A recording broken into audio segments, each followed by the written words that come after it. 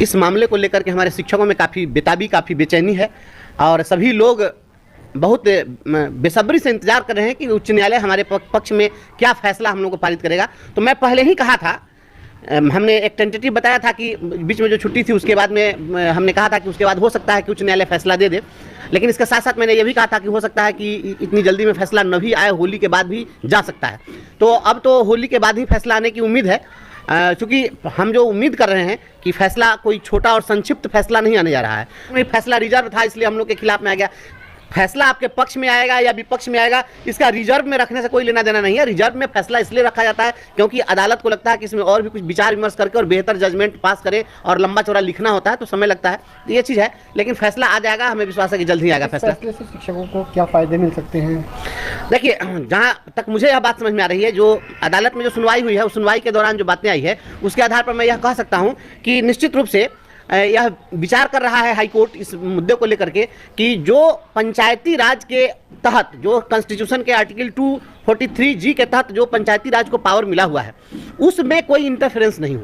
ये चीज़ मुझे लग रहा है कि निश्चित रूप से वह कह देगा कि जो पंचायती राज स्थानीय निकाय के तहत जो नियुक्त शिक्षक हैं उनको आप 309 के तहत आप उसको सुपरसीड नहीं कर सकते हैं। उनको जो भी सुविधा मिली हुई है उसको आप कम नहीं कर सकते हैं। एक चीज़ तो ये हो जाना तय है। दूसरी बात है कि जो जिला अपीलीय प्राधिकार पर भी बातें चली थी वहां पर, तो वो कोर्ट ने यह पूछा था कि 243G के तहत जो नियमावली बनी और उसमें यह व्यवस्था की गई कि जिला स्तर पर शिक्षकों की शिकायत सुनने के लिए वहां जिला अपीलीय प्राधिकार होगा, तो अपीलीय प्राधिकार को आप कैसे खत्म कर रहे हैं? तो उस पर सरकार की ओर से बात आई थी कि ये अनजाने में हो गया, गलती से हो गया, हम इसको विड्रॉ कर लेंगे। सर, वहां पर गलती एक्सेप्ट किया गया है। तो निश्चित रूप से हमें लगता है कि ये अपीलीय प्राधिकार की जो बात है, अपीलीय प्राधिकार वह यथास्थिति में बना रहेगा, वो निश्चित रूप से कोर्ट इसमें इंटरफेयर कर देगा।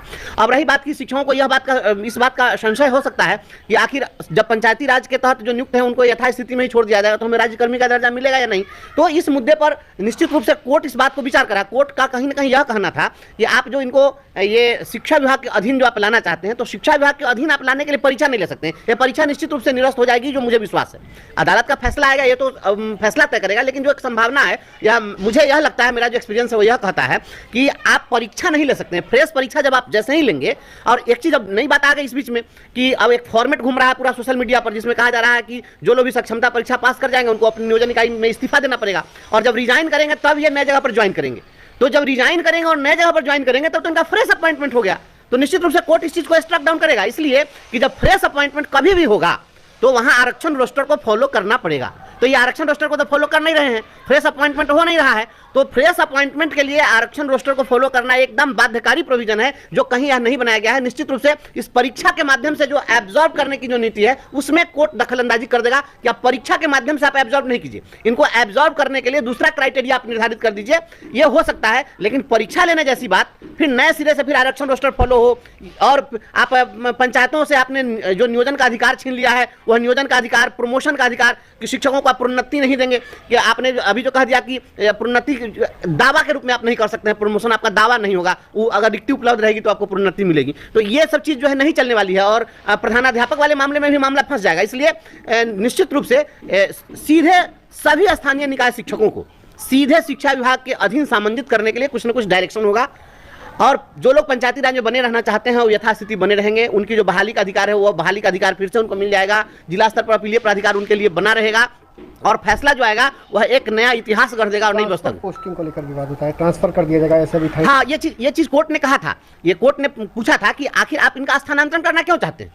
हम लोग की ओर से बात अदालत में जब लाई गई कि आखिर पूर्व से जो ये डिस्ट्रिक्ट कैडर टीचर हैं, जिनको मूल शिक्षक कह रहे हैं, जिला संवर्ग का शिक्षक कह रहे हैं, तो उनको जब आप प्रमोट करते हैं, प्रमोशन जब देते हैं, तो आप कहते हैं कि अगर उसी विद्यालय में जहां वो पोस्टेड है, अगर वहीं पर रिक्ति है तो उनको उसी पद पर रख दिया जाए, उसी विद्यालय में छोड़ दिया जाए। तो फिर ये स्थानीय निकाय शिक्षकों को दूसरे जगह भारत भ्रमण करने के लिए आप क्यों भेज रहे हैं? तो इसका भी कोई जवाब सरकार के पास नहीं था। तो निश्चित रूप से ये स्थानांतरण की जो पॉलिसी है, ये भी एकदम रेगुलर टीचर की तरह कहीं ना कहीं ये कोर्ट का डायरेक्शन होगा कि आप स्थानांतरण नहीं कर सकते हैं, और करेंगे तो यदि आप कह रहे हैं कि शिक्षा विभाग के अधीन हमको राज्यकर्मी बना रहे हैं, तो पहले के जो राज्यकर्मी हैं उनके लिए और बाद के जो राज्यकर्मी हैं उनके लिए ये अलग अलग नहीं सकता। जब राज्यकर्मी ही आप बना रहे हैं तो सबको तो एक प्लेटफॉर्म पर लाना मकसद है कि राज्यकर्मी में भी class with in class create कीजिएगा। एक समूह में फिर समूह बनाइएगा, ग्रुप में ग्रुप बना दीजिएगा, तो क्या कैसा राजकर्मी होगा? एगो मोटका राजकर्मी, एगो पतरका राजकर्मी, एगो बड़का राजकर्मी, एगो छोटका राजकर्मी। अरे जब बनाना ही है सबको और डिस्ट्रिक्ट कैडर ही बनाना है तो सबको एक सुविधा देनी होगी। तो उनके लिए स्वैच्छिक स्थानांतरण है तो इनके लिए स्वैच्छिक स्थानांतरण की बात होगी। और इन तमाम चीजों पर कोर्ट सुन करके और सभी बातों पर कोर्ट का विचार है निश्चित रूप से, क्योंकि कोर्ट ने बहुत गंभीरता से सुना है। तो हमें लगता है कि जो कोर्ट का जजमेंट होगा उसमें इन तमाम सवालों पर टिप्पणी होगी और एक बेहतर गाइडलाइन होगा सरकार के लिए। काफी लंबे वक्त से शिक्षक इसका इंतजार कर रहे हैं, सक्षमता परीक्षा के नतीजे भी आने वाले हैं। वो परीक्षा के देखिए, मुझे तो लगता है कि परीक्षा का नतीजा आ जाए जो भी आ जाए, लेकिन सक्षमता परीक्षा जो है, यह परीक्षा हमें लगता है कि इस परीक्षा को कोर्ट जो है रद्द कर देगा। ये परीक्षा का चूंकि कोई औचित्य नहीं है और परीक्षा जो है यह कानूनी रूप से वैध भी नहीं होगा, इसलिए हमें लगता है कि निश्चित रूप से कोर्ट इस चीज में दखल देगा और ये परीक्षा जो है इनकी निरस्त हो जाएगी। फैसला आने में कब तक? फैसला हमें लगता है कि होली के तुरंत बाद फैसला आ जाना चाहिए, क्योंकि होली की छुट्टी होगी और ये सब जो कुछ होंगे तो उसमें और कुछ एक्सरसाइज चल रहा होगा, तो जल्द ही फैसला आना चाहिए। अदालत बहुत ज़्यादा टाल मटोल नहीं करेगा इसमें, कोर्ट सीरियस है इस इशू को लेकर के, इसलिए निश्चित रूप से जल्द ही फैसला आएगा।